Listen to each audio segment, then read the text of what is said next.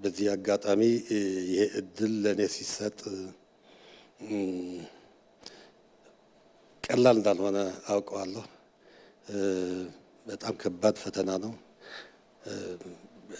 በእንትን ሲታሰብ የምትመኘው ነገር አይደለም። የዛው መጠን ደግሞ ጥሩ ከስራህ ደግሞ እድል እንደሚሆንም አውቃለሁ እና ፈተናዎቹም ምን እንደሆኑ እገምታቸዋለሁ፣ አውቃቸዋለሁ፣ ኖሬባቸዋለሁ። ግን የቀረው 1 ዓመት ቢሆን ባለፈው ያልሰራናቸው ስራዎች አሉ፣ በጣም ብዙ ናቸው። ቀጣይ መስራት ያለብን ስራዎች አሉ።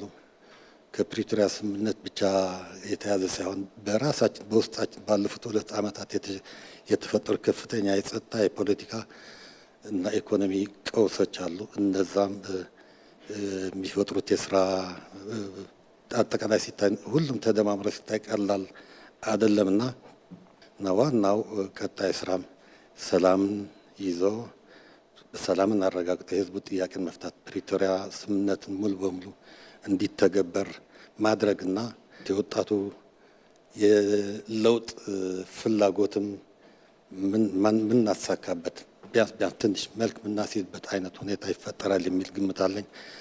ለዚህ ስራ ዋናው የትግራይ ህዝብ ድጋፍ እጅግ አስፈላጊ ሆኖ የፌዴራል መንግስት ድጋፍም እንደማይለኝ ሙሉ እምነት አለኝ።